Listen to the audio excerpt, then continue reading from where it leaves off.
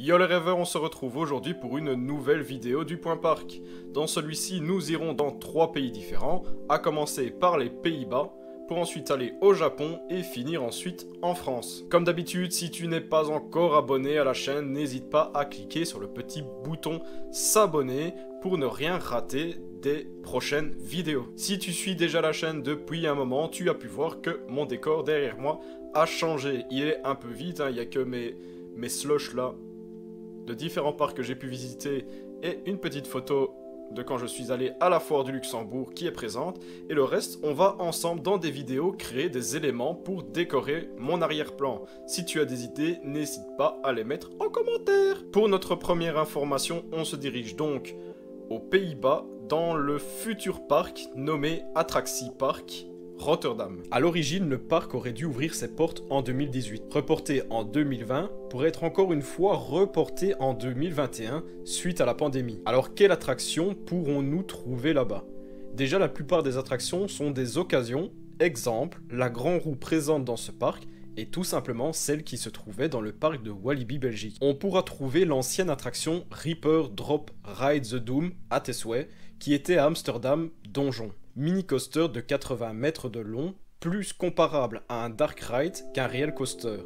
Il possède en son centre un lift sous forme d'ascenseur. A contrario, le parc accueillera le plus long toboggan du monde avec une hauteur de 40 mètres pour une longueur de 840 mètres. Le parc a quand même dû annuler l'arrivée de 2 attractions car leurs normes de sécurité n'étaient plus à jour, entraînant un surcoût si le parc les souhaitait vraiment. Il y avait un shuttle loop de chez Schwarzkopf provenant d'un parc japonais qui a fermé ses portes en 2008, et une attraction pendulaire digne d'un manège de foire qui balance et tourne en même temps pour vous donner la gerbe assurée. Bref, c'est un petit parc qui se trouve non loin de chez moi, 1h40 plus ou moins.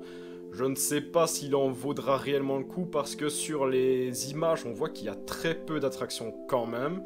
J'attends d'en savoir un peu plus, mais c'est avec plaisir que j'irai vous le faire visiter. Pour notre deuxième information, on se dirige dans un célèbre parc japonais, Fuji-Q Highland. Punaise, je l'ai bien dit en une fois, quoi, je suis heureux. Le Grand 8 à sensation forte, Dodonpa, non je ne bégaye pas, du parc d'attractions situé au pied du mont Fuji est maintenant fermé. Mais pourquoi? Le coaster fait l'objet d'une enquête pour avoir occasionné des blessures graves à ses passagers. 4 visiteurs se sont plaints de fractures cervicales et thoraciques suite à leur voyage dans cette attraction. Pour le moment, les constructeurs de l'attraction Sensei Technology déclarent que la relation de causalité n'est pas confirmée. Mais dû à la dernière plainte survenue le 2 août passé, l'attraction a dû fermer.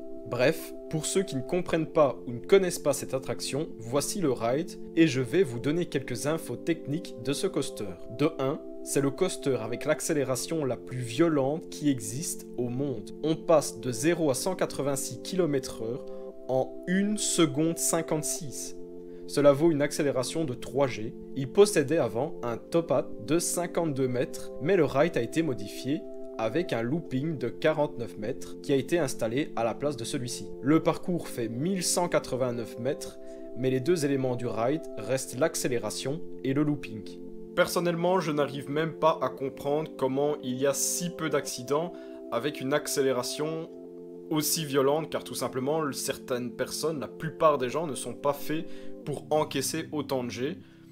J'espère pour eux que ça n'avait rien à voir avec leur attraction et qu'ils pourront la réouvrir. Pour notre troisième et dernière information, on se retrouve en France dans le célèbre et impayable parc de Disneyland Paris. Disney nous fait encore du Disney, car il nous annonce un nouveau land, le World of Pixar. En résumé, ils prennent toutes les attractions des dessins animés Pixar existant dans le Disney Studio et en font un nouveau land. Comme pour Tram Tour, devenu Road Trip 66, sur le thème de Cars, on prend quelque chose qui existe déjà, on lui met un coup de baguette à fric et ça fait quelque chose de nouveau. Dans ce land, on retrouve Crush Coaster, Cars Road Trip et bien d'autres attractions emblématiques. Mais attention, il y a aussi un nouveau food truck nommé Loud & Go près de l'attraction Cars.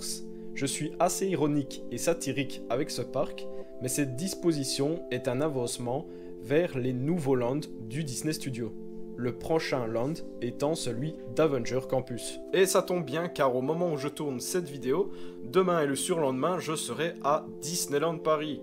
Je ne vais pas m'empêcher de faire un petit vlog pour donner mon avis sans langue de bois comme je le fais dans tous mes vlogs et dans toutes mes vidéos. Comme d'habitude, si tu as apprécié cette vidéo, n'hésite pas à t'abonner, à lâcher un petit commentaire et un petit pouce bleu et surtout à partager sur tes réseaux sociaux. Sur ce, je te dis comme d'habitude, ciao les rêveurs!